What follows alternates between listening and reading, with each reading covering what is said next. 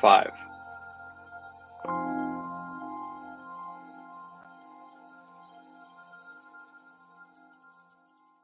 Everyone, happy Tuesday from almost Philadelphia. I live about a minute outside the city. I'm Char Nolan, one of the chef instructors here at Ruby. Nice to see everyone. Hope everyone having a good end of the summer, and wherever you live, I hope that the drastic heat has taken a break and that you're able to enjoy some nice weather where you live. So great questions as usual. I've been able to peruse most of them. I have some great answers for some of you.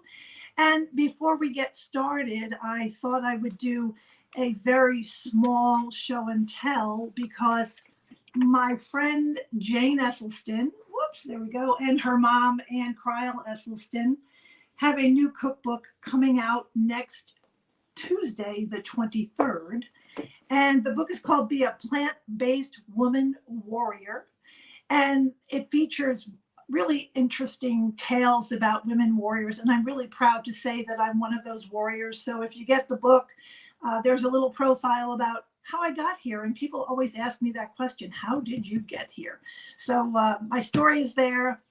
And lo and behold, maybe about 6 or 7 years after meeting all of the Esselstyns, I ended up at Ruby, which has become one of the most interesting and rewarding experiences of my life. So I hope that you are also feeling the same way about being a student at Ruby.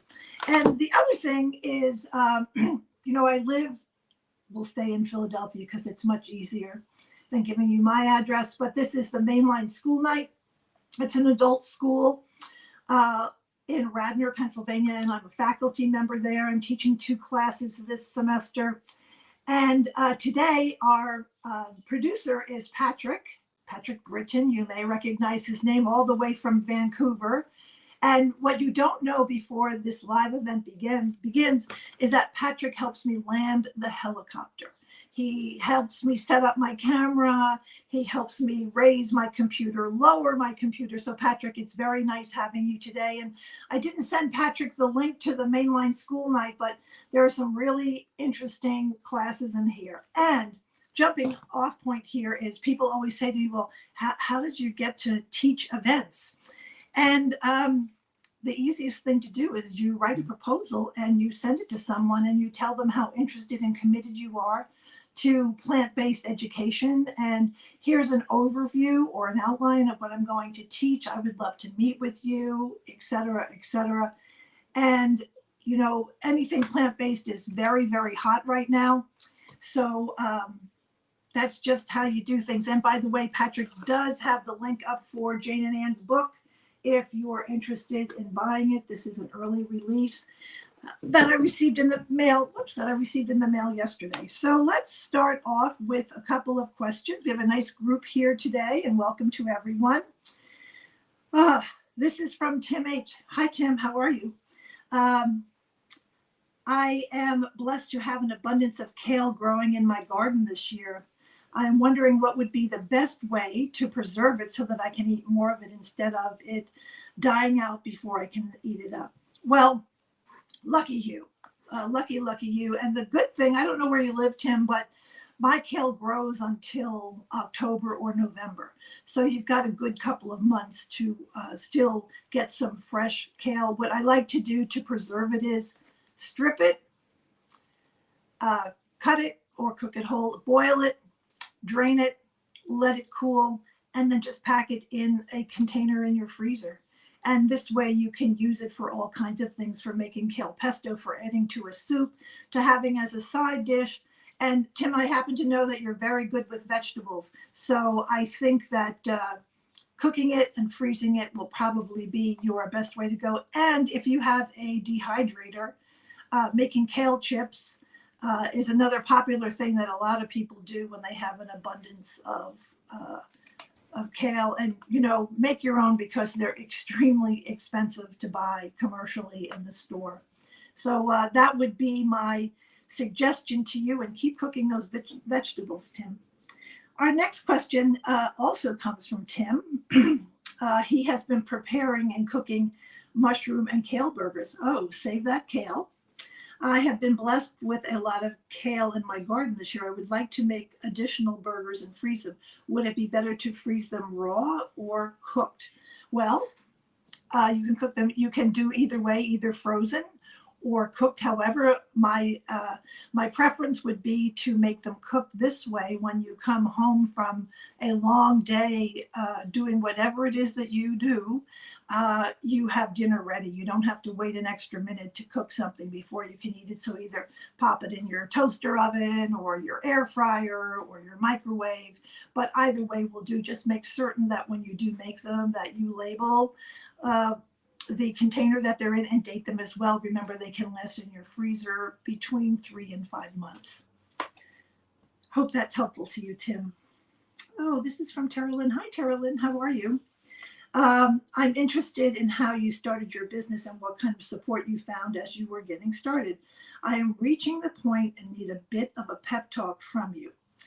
Well, first of all, when I read your question, I immediately sent a link to Patrick for the Main Street Vegan Academy, which is the brainchild of Victoria Moran, someone who's very well known and respected in the plant-based arena. And she teaches you how to start a business, and she has great tips for teaching everyone how to pursue their dreams and wishes. So I think that touching base with Victoria would be helpful. And then, I know a lot of people who have business plans, and they have coaches and all kinds of other things. And, I think sometimes employing your common sense and making a business plan is one way to start.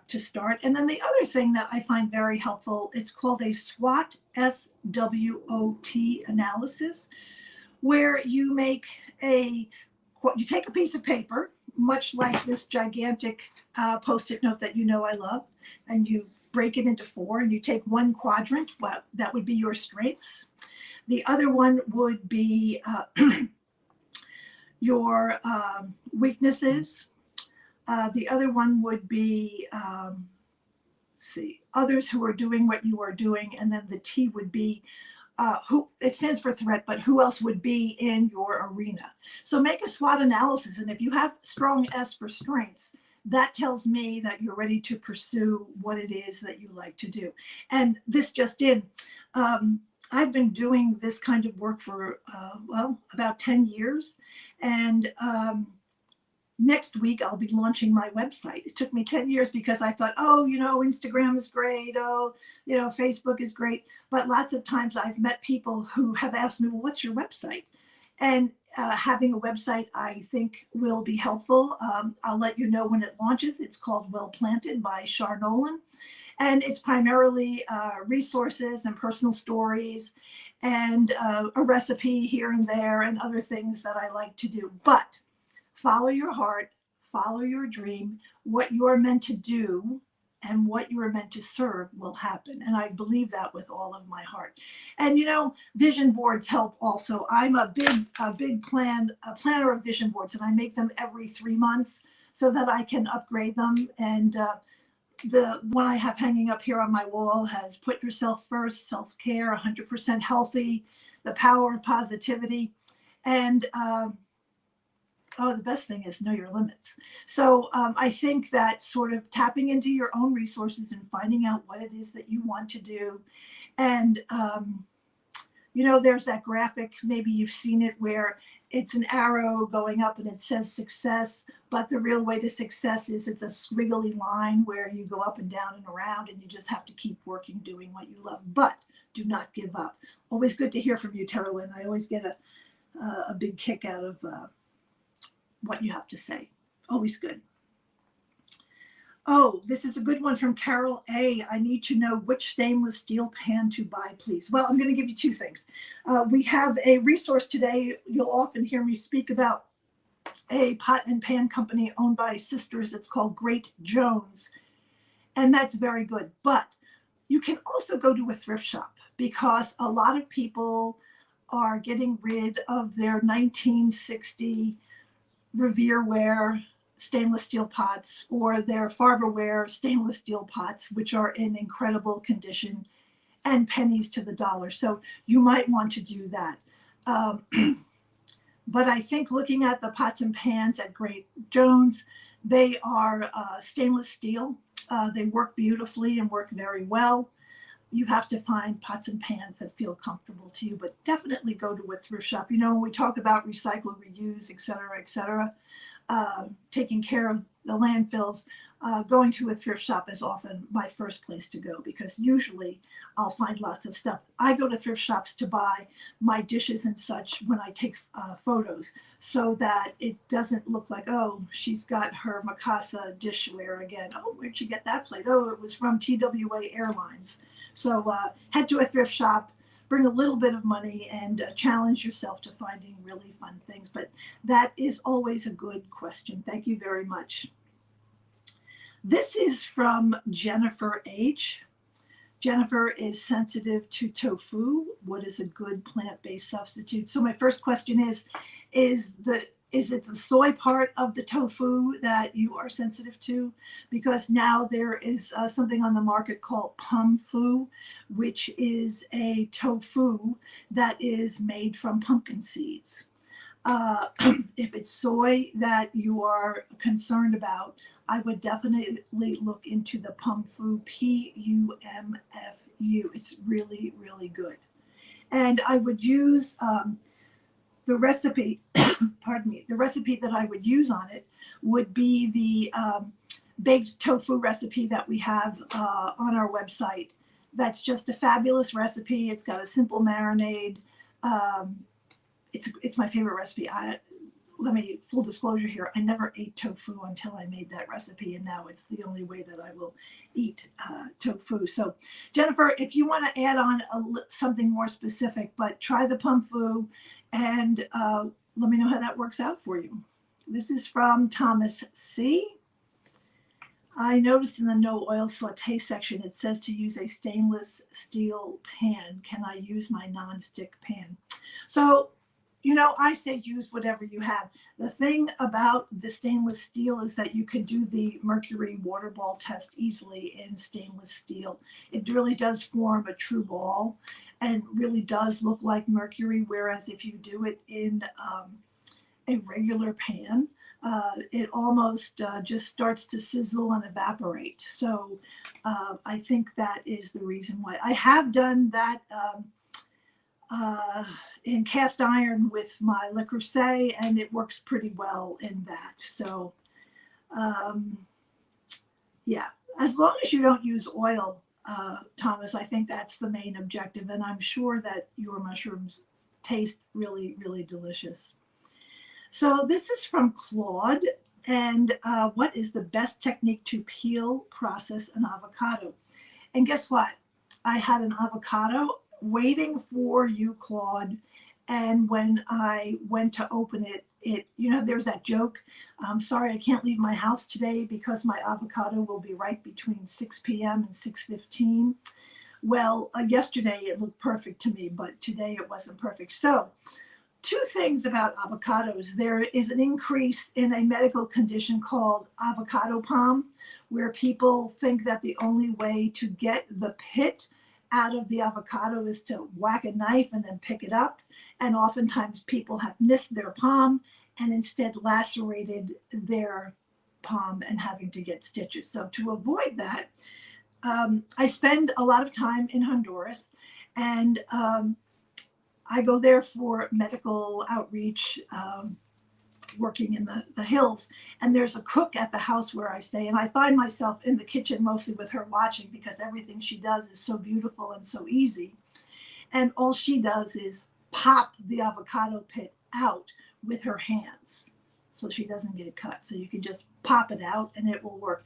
And then the other thing that I do in my own kitchen to make life easy, if I'm making something like avocado toast, is you pop out that pit and then invert the avocado on a wire cooling rack and just press it through, and then all of the avocado comes out in little pieces, and it's ready for you to make toast or whatever that you would like to do. But Do avoid the knife method. Start squeezing out your avocado pit, and I think that will make your life very, very easy. I think the other key to that, Claude, is getting that avocado at the exact right minute, because they can turn on you pretty quickly. So they're also very easy to peel with your fingers. If you wanted to make them into slices, into quarters, or make avocado fries, or whatever it is that you would like to do. So very good question. This is from Susan B. I have a ceramic knife sharpener. Would it be better to have steel? I'm not sure that I know the exact answer. I will tell you what I do is check your manufacturer's pamphlet and see what they suggest to use for a knife sharpener. I use steel. I find that it works very well. It's very soothing and relaxing. So you might want to just check your manufacturer's guide for that, but I stick with steel. This is from Joni B. Joni writes, I am new, so I apologize if you have this question in the course, but what is the best way to peel onions? Also, what is the best way to get the onion residue off your fingers? Lemon juice? Thank you. Well, Joni, in the dicing portion of the class, there's a wonderful lesson on how to chop an onion or shallot or whatever. Sometimes I have to cut a lot of onions for things that I might be working on, so I will wear kitchen gloves, and I find that to be very helpful, and then all I have to do is take the gloves off and dispose of them. Lemon juice, I think probably would work well to remove that, but I would wash my hands thoroughly in hot water with soap first, and then apply the lemon juice for fragrance. And Patrick has posted the chopped onions for you to review. And just one other interesting thing, onions take a lot of patience and a lot of time, and the more that you cut them, the easier it gets. So once you master cutting onions and into a beautiful fine dice or whatever, it's a very rewarding feeling to have in the kitchen. So take a look at that lesson, and I think you'll be happy with that. Thanks very much for such a good question, Joni. This is from Peggy B. She's interested in tips for reducing recipes to serve 1 or 2 people since taking the Waste Not program. Peggy and I both love the Waste Not program, and she has been posting some wonderful things about how we waste food and things that we can do, especially on her recent trip to Wegmans. I realized how much food I've wasted in the Forks Over Knives and Plant Pro Ruby classes. If a recipe says serve 6 to 8, you can either divide it in half or divide it into quarters. So instead of having, let's say 8 burgers, you have 2, and that might be a sufficient amount for you to have.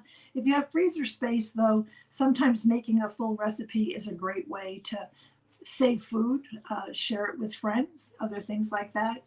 And I'm just going to speak one minute, because Peggy and I are both such zealots about the Waste Not course.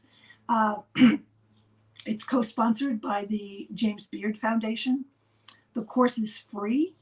And I often find that when students have finished either Forks Over Knives or Plant Pro, that they're feeling a little bit of a void because they're not running to the market every day, or they're not cooking, but are looking for something to sort of help slide them back into a normal life. And Peggy, feel free to jump on here.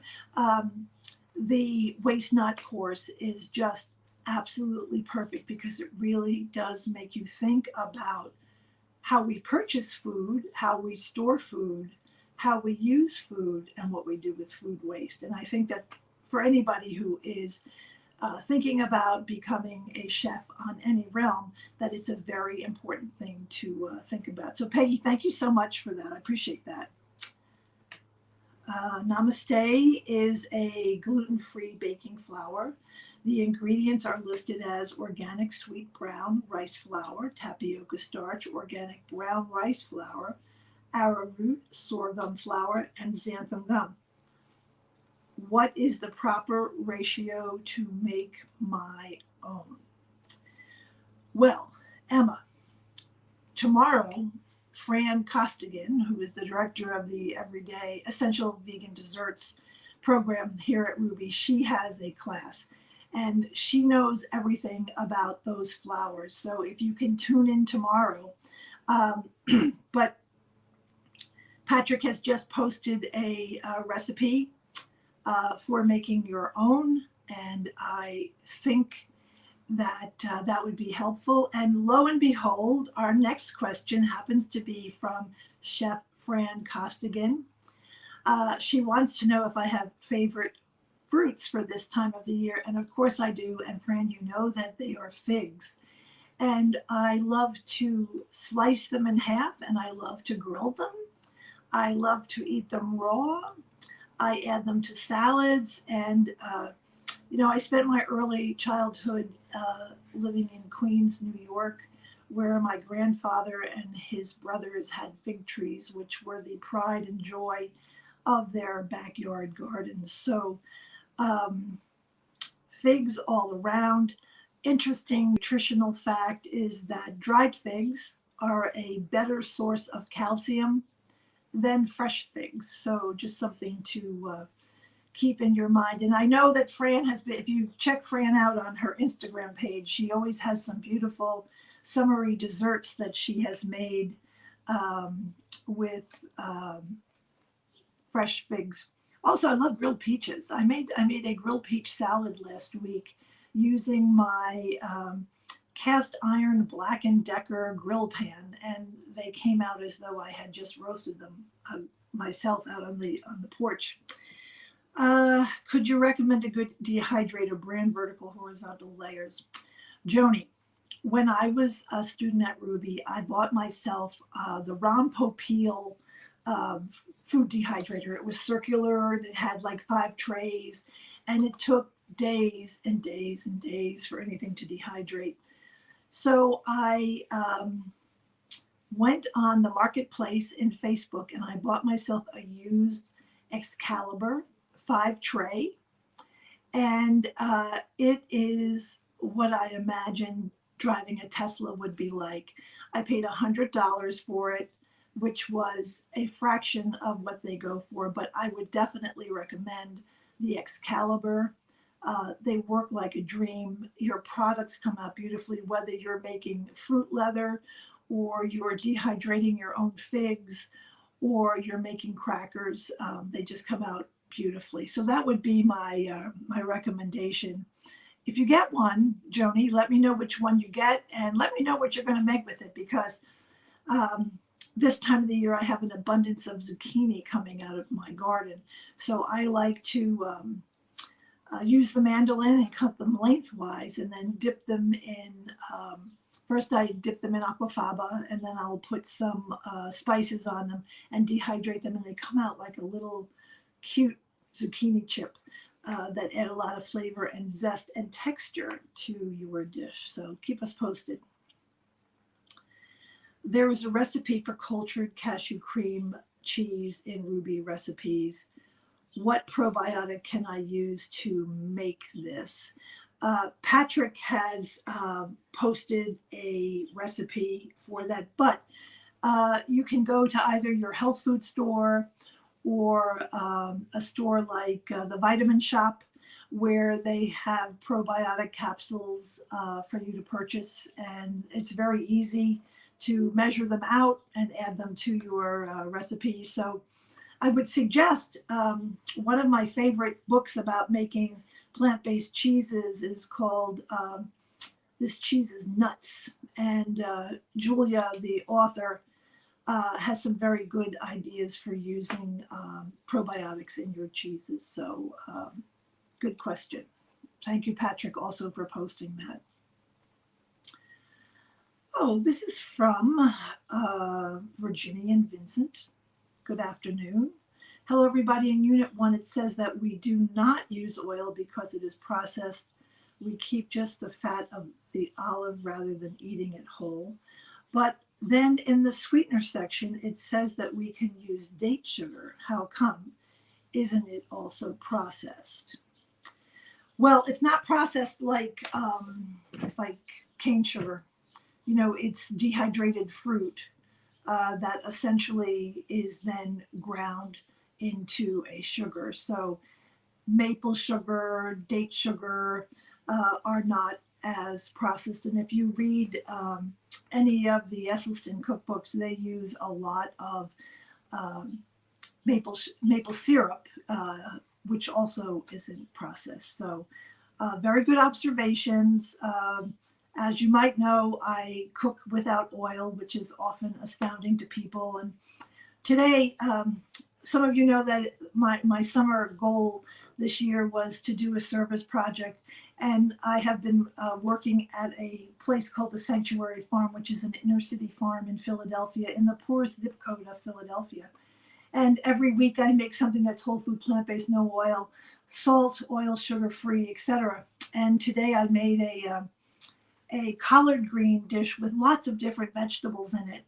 And I used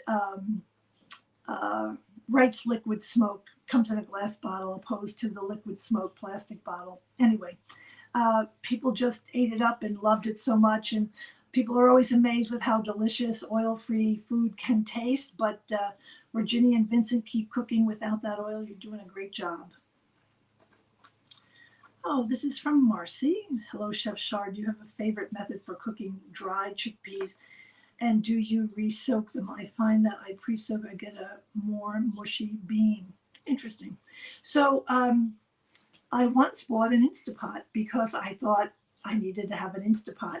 And unlike many, and Patrick can attest to this, I felt like I was landing a helicopter using it. It just didn't make me feel comfortable. So what I do is, I'm old school. I soak them overnight, rinse them off really well after that, and then I cook them in a cast iron pot. And I cook them in a cast iron pot for two reasons. One, because when you cook with cast iron, it retains heat a lot better than if you were using stainless steel. I know some people like to use a crock pot, but I'm not sure why they're mushy, but make sure that you're rinsing them off really well between the soaking and then before you cook them. I think that has a lot to do with it. So let me know how you make out with that, Marcy. This is from David S. I have tried washing my hands with a little toothpaste to get the smell out, and that seems to work. Oh, that's a good one. I like that. Using toothpaste, your hands will have that fresh minty smell. Thank you very much, David, for sharing that. That's a great tip. And Fran writes, you are so lucky to have a grandfather with a fig tree. Well, here's the funny thing. That fig tree was treated with so much love because as soon as the first chill came, you would wrap it in what was then called an army blanket. And if it had been pruned during the summer, you would cover the pruning spots with pie tins, and then you would cover it in a couple of shower curtains, and then you would run twine around it so that it would not be exposed to terrible weather.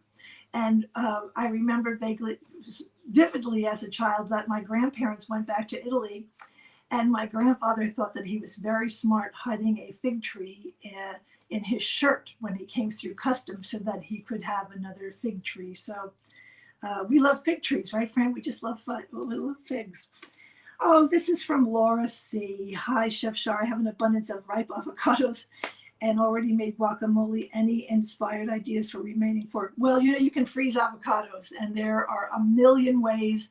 I've tried 500,000 of them, and all you need to do is just throw an avocado in the freezer with its skin on. Take a Sharpie marker to mark it so that you know when you threw it in, because you don't want to find it in February of 2024 and think, oh my gosh, how long have I had this? Let it thaw, and it will work perfectly for salads, guacamole, or whatever. So I think that that's good. You can, you can also make some chocolate pudding, which is another favorite of mine. So those would be some of my suggestions, but I'm sure that your guacamole looks beautiful and delicious. Thank you for your question. Oh goodness, this is from, I hope I'm saying it right, Doris. I sold my Excalibur 9 tray dehydrator last year, and now I need to purchase a new one. Oh dear. I would call around with any friends and see if you can borrow them. I was working on an R&D project for a cookbook author, and I needed to have like 3 dehydrators. There was so much food to dehydrate, and I put out an APB, and friends were kind enough to let me use their Excalibur. So, but as you know, having the Excalibur is just beautiful. It does such a wonderful job. This is from Julia. Good luck with that, Juice, by the way. What are a few good knife brands, and what 3 knives should you buy? Well, again, this has to do a lot with your own preference. I have very big hands, so I will tell you that I have an SHUN knife, a Shun, which is a beautiful, beautiful knife. I also have a Cutco knife that I bought at a flower show, and I have the chef version, and I have a paring knife. You really need to have a good paring knife in your kitchen. Excuse me. And I love those knives the most, and I treat them like they were diamonds. I wash them by hand. You never put your knives in the dishwasher. You wash them, then dry them immediately, and have them at the ready for the next time you're in the kitchen. So Cutco are made in America, by the way, which for some people is a good thing. And they also have a free sharpening program. You buy a knife, and then the representative sends you an email, and you meet them at a place, and then you can get your knives sharpened for free. So hope that is helpful to you. And right back to Julia D again. I can't eat chickpeas. What can I use in place of them? Oh, gee, so many different things. You can use cannellini beans. You can use white navy beans. I'm not sure what you're planning to do with them, but I'm going to go back to these chickpeas for a second. And one thing that may be to think about is, do you remove the skin? We're gonna use canned chickpeas as an example. Once you take all of the aquafaba out, you can lay them on a towel, and you can rub another towel on top of it to remove the skin, because the skin can sometimes be tough and make it difficult to digest. So that might be something for you to think about. Cannellinis have a much softer skin. However, if you wanted to make a hummus, appearance-wise, it would look almost the same. So let me know how you make out with that. Oh, Virginia and Vincent, you're very, very welcome. Thank you for your answer. I say to people, sometimes we lean into this. Sometimes we lean into these new changes and learning new things. And as long as you're not using ingredients from the standard American diet, like processed cane sugar, I think that that is a really positive and good thing. And we're all very glad that you're here. And I hope you're having fun cooking together and also eating. Share food with your neighbors so they can see how delicious your food tastes. This is from Anna C. She's new to the course, and the study papers say the standard ratio for a vinegar recipe is 4 parts oil to 1 part vinegar. But in the exam, it said 3 parts oil to 1 part vinegar, which is correct. I would refer to the one that is in the Ruby site itself, and I would excuse myself from answering that question specifically, since I don't use oil, but I would stick with the information that you're finding in the course. I hope that's the right answer for you, Anna. Thank you very much. And since you're new, good luck, and I hope that you enjoy everything. If anyone has any tips for any new student that will help make this course a little bit easier, feel free to type in what a response or a helpful tip might be. I think people would love to hear from you and what you have to say. Thanks again, Anna. This is from Christy S. Hello, I make my own nut milks. Good. How do you make soy milk from soybeans? I bought some dried soybeans, but I'm unsure what to do. You know, there are many different recipes. Some people say to use them raw. Some people say to cook them. I'm not a fan of soy milk. I would be more inclined to make an almond milk or a rice milk. So I would refer to a website recipe and see what they think is best. When you say you make your own nut milks, do you have like a Nutrimilk that you're using, or are you using a Vitamix, or are you using a soy milk maker? It depends what you're going to do, but raw would be my inclination to make them with.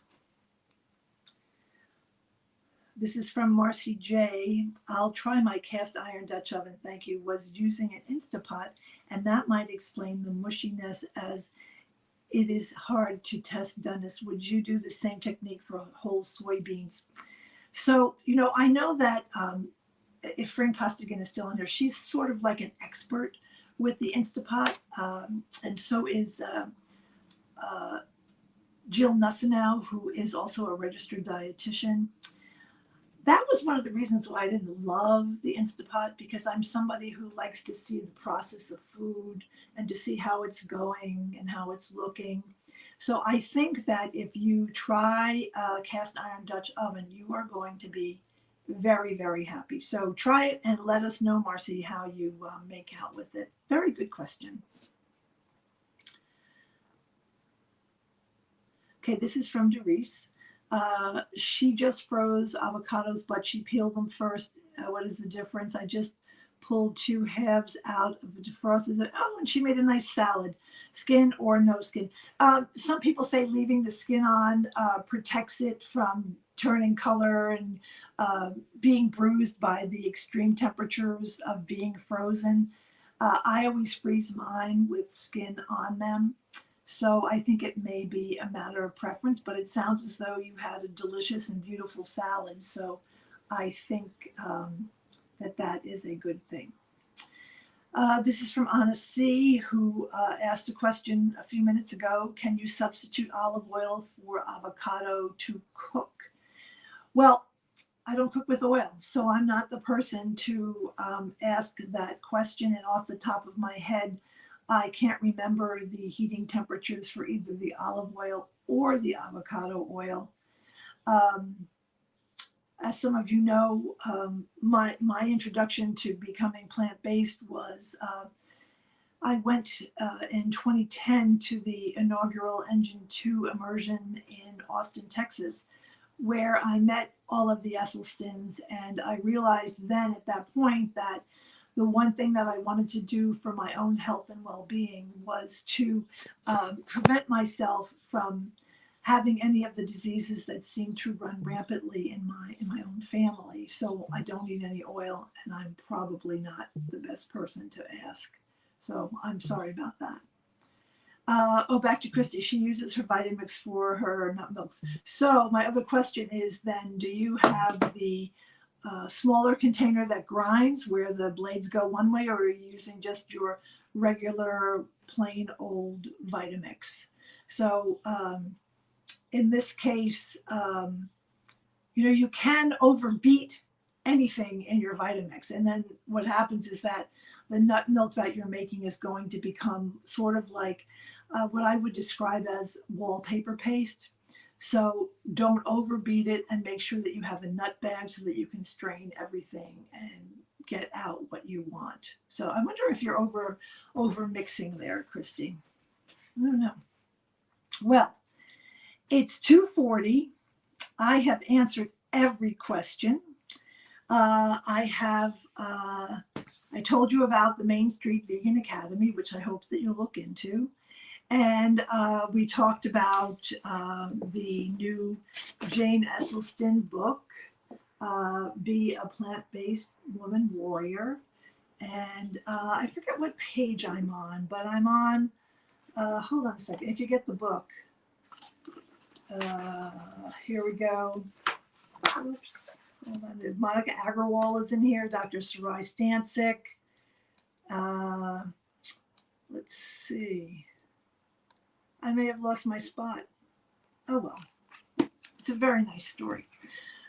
Well, Patrick, if there aren't any more questions, I'll remind you again that tomorrow Frank Costigan has an event, so I hope that you will tune in.